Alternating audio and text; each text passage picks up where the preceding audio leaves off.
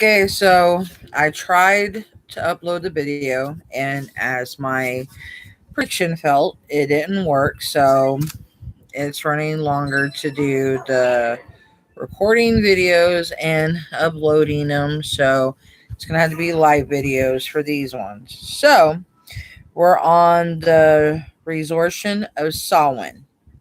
So here we go. In truth, Samhain changed costumes more than it disappeared. By 1980, as the pagan movement in North America and the Wiccan and traditional witch movement in the United Kingdom grew, more people began practicing serious and solemn celebrations on October 31st or on the full moon closest to it. Many in the United Kingdom never really stopped practicing the old Samhain traditions, embedded as they knew were in the folk culture of their communities. Pagans who now observe the holiday often practice modernization.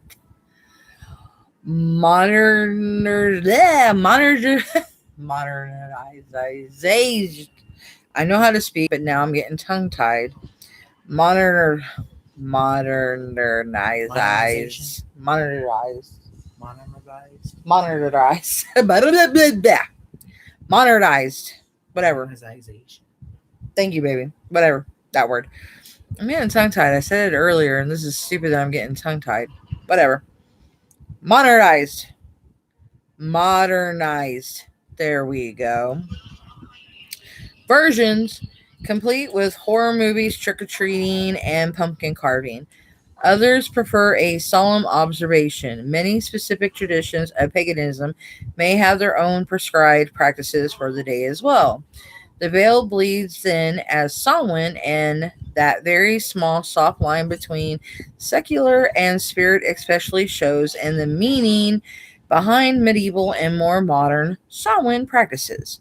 In the end, many of the tradition of holiday that appear pagan are actually embedded in Christian lore, such as trick or treating, whereas the seemingly Christian practices, such as honoring the dead, have a deeper connection to the old pagan lore. Many of those deep rooted ancient practices also making appearances, sometimes in the new form, in modern pagan traditions. Nightlights. The Celtic Fire, or the Celtic Fire, festival took on the new expressions in the Middle Ages, some of which are still practiced well into the modern day. For instance, in Wales and the Scottish Highlands, servants and boys from around age 8 into their teens would go to the bonfire built at the main street of the village, light torches, and run to the field and farm, planting the torches at the boundaries of the properties. Families and communities might then build bonfires on the hills close to their farms. These bonfires, called samagans, kicked off the land rituals of those nights. The intentions, according to the Welsh, was to scare off fairies. And in later years, they said it protected their farms and homes from witchcraft. For those who went out into the night, they carried carved turnips on strings with a glowing piece of coal inside. These lanterns, called jack o' lanterns, came to refer to a Christian legend about a blacksmith named Old Jack, a man so evil that both heaven and hell refused him. With nowhere to go but purgatory, he had to roam the roads on Halloween night with nothing but a turnip lamp to light his way. When Halloween observance came to the New World, pumpkins were more common than turnips, so the Irish settlers used those for their lanterns instead. Often the men of Wales might stay out at the bonfires also lit on hilltops on Halloween night, throwing firebrands at each other, engaging in somewhat violent games, and lighting off fireworks. When the fires burnt out, they ran down the hills shouting. In the northern parts of Great Britain, sometimes they carried noisemakers, such as bells and horns, that they played as they ran. Over time, the rituals for protections from fairies changed to protections from witchcraft. In Victorian times, villagers would throw an effigy of an old woman into the flames and call that burning the witch. Welsh communities also enacted a Halloween ritual called a Tinley. After the fires in town centers or on farms burned down, every member of the community placed a stone in the ashes, forming a circle. If a person found his or her stone moving the next morning, the community considered this person claimed by the Fae and expected him or her to die within the coming year. That must have sucked. For all seeming superstition, these rituals also had a practical benefit. The fire and the ash protected fields from invasive plants the following year. The Irish, on the other hand, put out their hearth fires on Samhain and used candles in the evening instead.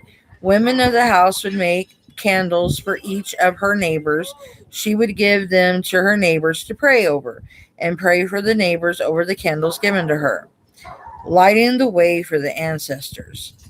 The torches of the Welsh and the jack o' lanterns left at the edge of the walks kept witches away, but they also lit a path for ancestors wandering across the vale. Candles might be placed in windows, usually in the west, to represent the land of the dead, or lights placed along the walkways and paths so that beloved one beloved dead visiting from across the vale could find the way to the door of their loved ones' homes. The Celts, or Celts, considered it unlucky to let a hearth fire go out on Samhain night, and meant darker evens awaited them in the coming year. Or darker evenings is what should have been put. It would sound better. Feeding the dead. Feast of the Deads. Dias las Muertes feedings. This night also called for a dumb supper, a similar act of feeding dead ancestors that might cross from the veil or purgatory for a visit. During these events, people set out food for their family and for their departed ancestors. Participants consumed these meals in silence or in muted tones, except at the beginning of the ceremony. I'm turning to Taz, I swear. Or Dizzy Double, my old nickname from Tiny Toons. I am in a minute. I'm trying to get this up for the group. Chill. When they invited ancestors, and at the end, when they bid the ancestors to leave. In Ireland, families let the doors and windows unlocked and set out cake sade for the visiting dead. Any mortal who ate it was guilty of sacrilege and was condemned to the afterlife as a hungry ghost. After the meal, the dead apparently expected entertainment, so children played games related to the rituals of Samhain, while the adults discussed the events of the previous years for the ancestors to hear. This tradition also came to the colonial and post colonial United States, where it became an overt superstitious magical practice. The version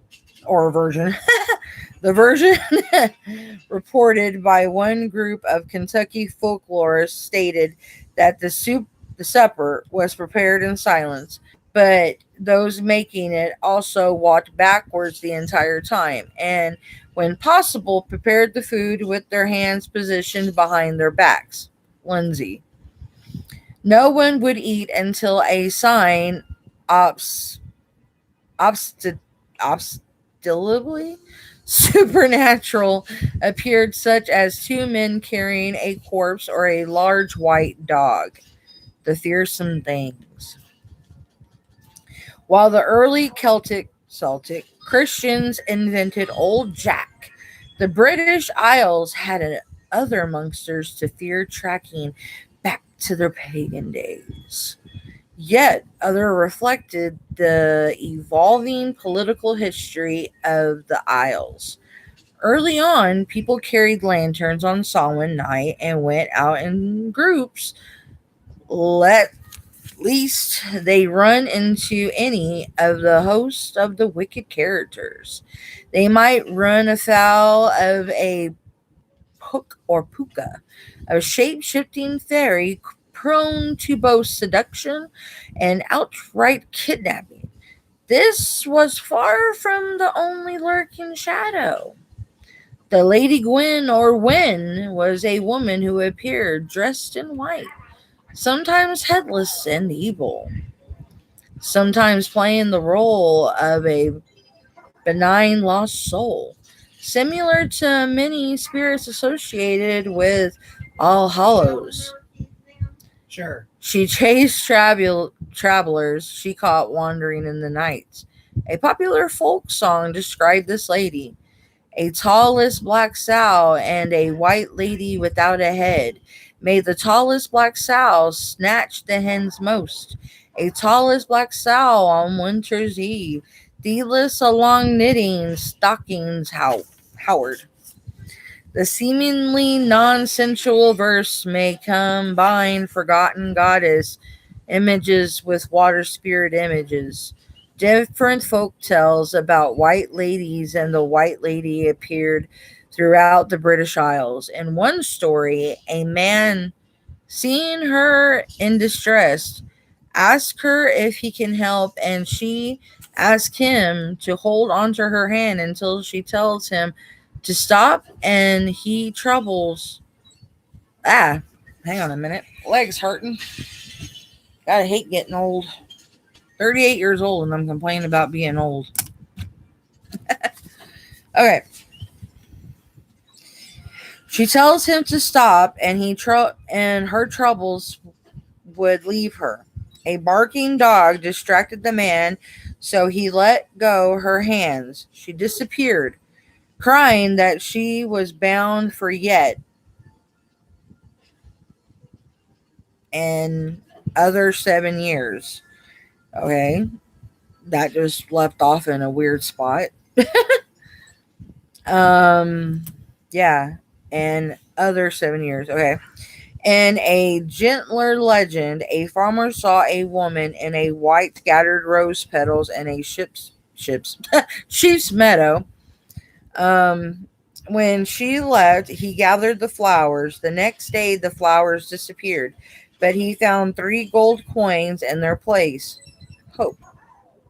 In addition to these tales of enchantment, more frightening, less benign, white lady stories appeared in different locales throughout Great Britain.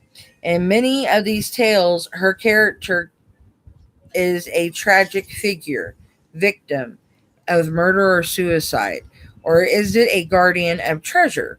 In other stories, she appears as a spirit that dances in memoriam on the site of mass deaths or deaths. And in yet others, she is herself a banshee and a death omen, a siren. I just added that last part in because, hey, I have Irish blood. She's supposed to be a siren, eh? You forgot to add that part in. Much better less to be a siren. While often the stories speak of a lady in of a white lady. In Wales, the stories become specific. The Lady Win is a specific lady in white associated with Samhain. A white lady, on the other hand, can refer to a specific class of spirits, mainly notable for appearing wearing white, usually in traditional funeral shrouds. Beck, 292 to 306. Scholar J.C. Beck posits the White Lady / Lady Win lore is an example of the entity's gradual downgrade as paganism waned and Christianity rose in Great Britain. The Lady Wen may have begun as a goddess, then downgraded to a water well spirit, and at last downgraded to a ghost story.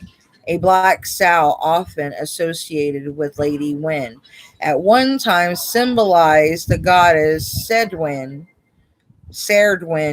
in her crone aspect. This suggests that the Lady Wen is actually the goddess Serdwin, appearing to the inhabitants of the land in a new way. Kohelin, these are some wild names.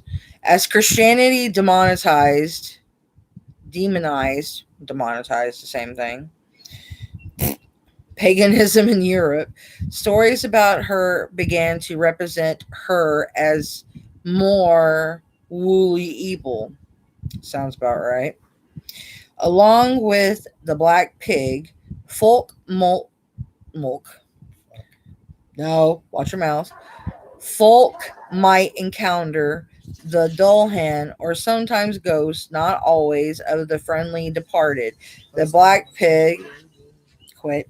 The black pig, often associated with the white lady, served as a diabolic image. Irish families often considered this pig an incarnation of the devil. In one Welsh ritual, when the bonfires went out, those tending it ran away shouting, "The cropped black sow sees the hindmost." This tradition suggested running away from evil. The Dullahan, sometimes described as a malicious imp, more often referred to a headless horseman that appeared on deserted roads at night. This personage appears as a death omen, carrying his own head at his side and calling out the name of a person destined to die that night. Ichabod, Ichabod, Ichabod. I couldn't help myself. Another piece of lore involving horsemen as hunters, the fairy host, bore a strong resemblance to the Northman Europe's wild hunt. According to the Celtic lore, on Samhain night the fairy mounds opened and the wild host hunt or fairy host came forth. Often this involved a hunting party, usually royal, accompanied by baying dogs, usually black, that ran ahead of and alongside the hunters. Some travelers might report seeing mortal adults kidnapping by this hunt. Those who witnessed this often reported seeing their neighbors running with or from the wild hunt. The only way to avoid the hunt, if caught outdoors, was for the traveler to throw him or herself on the nearest soil, or better yet, into the nearest folly field. The identity of the hunters and their quarry changed according to the folklore or a given region. Sometimes the hunters came from other tales, such as King Arthur or King Herod. On other occasions, locals identified the hunter as a man sinful or sacrilegious in life. Those hunted might also be recently departed community centers, sometimes a lady in white, and sometimes woodland spirits. The Scottish added to this legend's atmosphere with tales of unbaptized infants wandering the woods at night, moaning. In northern in northern Europe, people attributed the hunts to the gods of weather as well as the gods of death. In the case of Wooden, these were one and the same, as called the Furious Host. Locals believed that Odin himself led these hunts, sometimes accompanied by the goddess Bertha and Holda. In addition to Odin's hunt, stories of the goddess Bertha collected troops of unbaptized children and flying them across the winter sky colored tales of the ghostly storm. In attempts to explain what promoted the legends of the wild hunt, scholars look to the natural phenomena for explanation. As storm gods, Odin and Woden represented natural phenomena and storms, especially storms common just before winter.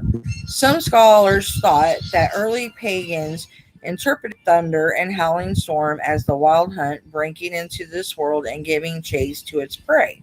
Another theory is that geese migrating across Great Britain and Europe in late October sounded like baying hounds at night. Yet another theory is that the wind in the trees prompted early people to think a hunt was afoot. And yet another incarnation of this legend, sometimes it was just one hunter. The specter huntsman. Often this was a single hunter on horseback accompanied by dogs.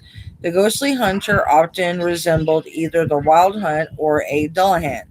The dogs or hounds that ran on these hunts also had their own flavor of lore, nicknamed Gabble Ratchets, or formerly called Gabriel Ratchets. They were named after the Archangel Gabriel, who was believed to make announcements, deliver messages at the command of God. The sound or sight of these dogs, considered portentous, unusually signaled death. For any lore traveler exposed to them, some legends identified the dogs themselves as the souls of unbaptized children or as will o' the wisp, lights that hovered between heaven and earth that acted as spirits attempting to lure night travelers to their death. These stories caused some people to avoid the outdoors at Halloween, believing that seeing any apparition could induce death. Not all fearsome things stayed outdoors. However, people took great care to prevent fairies from absconding, absconding with human children or livestock on Solomon night. Cradles and animals received a sprinkling with holy water, or parents might hang a parcel, wow, a special type of cross above the child's bed. Parents placed a dead ember from the fire or iron in a infant's cradle. Older children might have oatmeal or salt placed on their heads.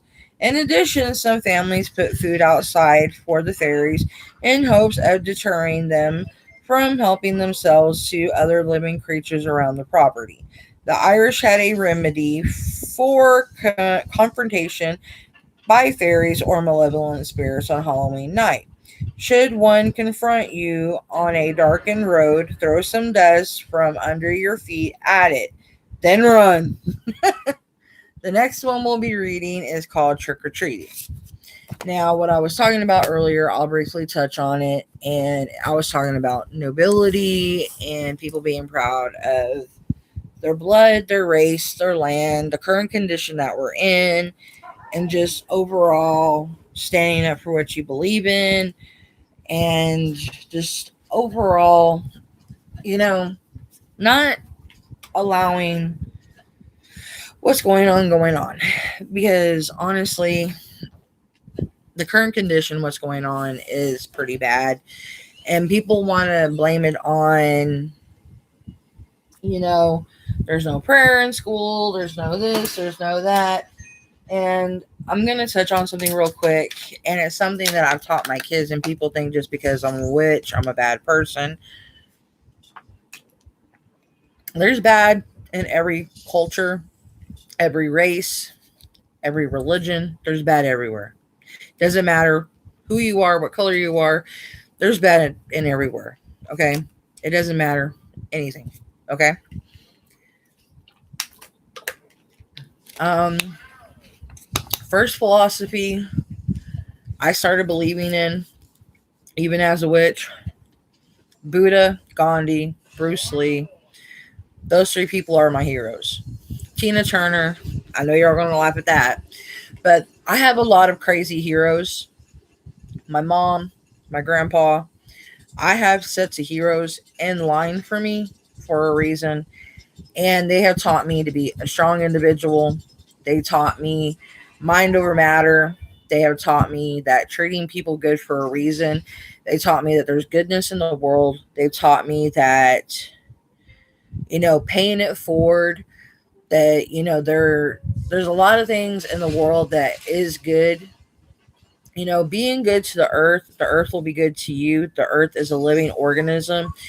I mean, there's so much things that a lot of people take for granted, and the energy, and people didn't understand me when I was younger, when I was talking about karma and just energy itself.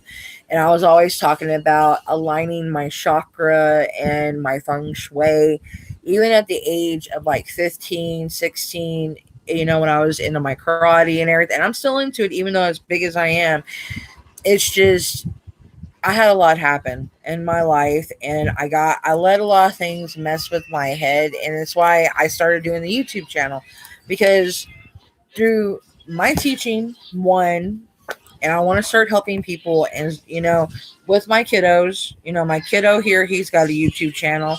He's working on being a mechanic, a gamer, artist. My oldest is going to be a chef, artist.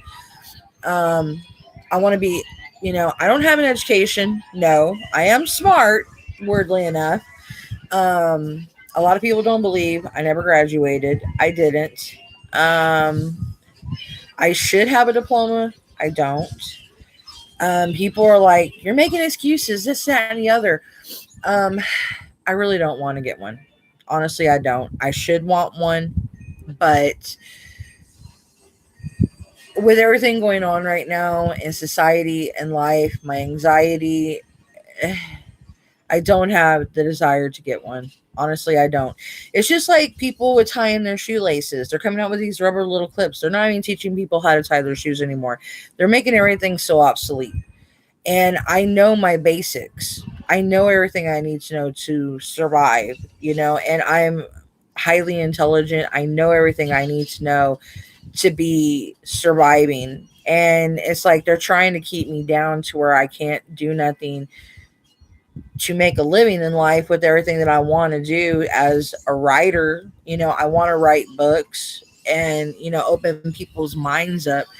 And the books I want to write, I have a lot of people reading them, and a lot of people want me to be published. And I've actually had people, publishers and everything, barking to publish us and then back out last minute because, you know, they were scared to publish it because what's going out in society right now with people pushing religion. And I'm going to put this out there.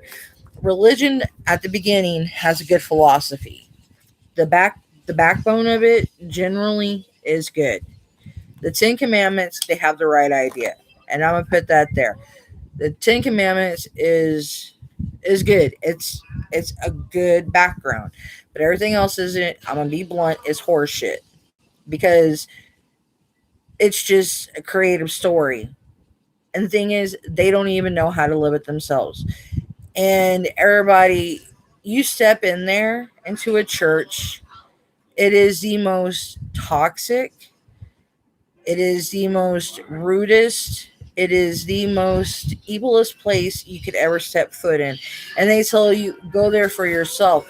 Yeah, you can go there for yourself, but once you're there, you don't want to be there because you go there for yourself, but then you're not in a good environment. So why should you want to be there? You're supposed to be surrounded by loving, caring, kind people. You're supposed to be surrounded by people that are like minded individuals that are there to support you, that are there to teach you, that are there to treat you good. I don't see people like that. I see people there judging you, clocking you, uh, judging you up and down. Some are being envious. They are literally possessed by demons. I'm sorry. People are going to say, oh my God, they're not. I can tell you by each and every single one, and I'm not judging them. It's basics. Okay.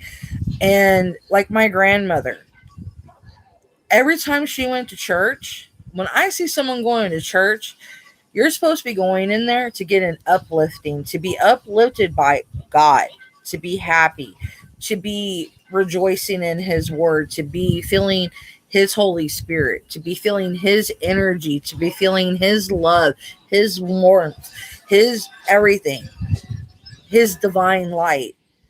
You're supposed to be feeling, literally like his whole essence is pouring into you. So to me, when I pray to who I like, the goddesses and the gods that I believe in, I start crying automatically because I feel them all over me. I feel the warmth. I feel them going through me, and I'm at peace.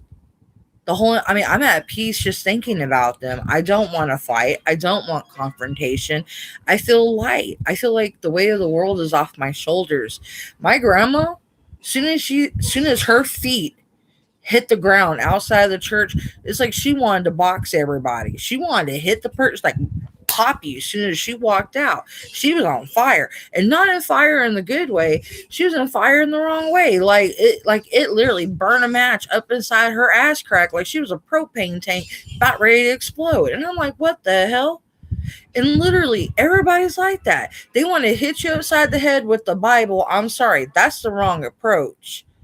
And then, the people that actually wrote the Bible, they're the ones doing all this stuff to them. To me, if I knew I had control over the Bible and I knew that I could stop all the end time stuff, I would actually stop it from happening, because I would literally want to prove my maker wrong. I would actually want to live happily. I would actually want to, prove my parent. It's like he's your parent.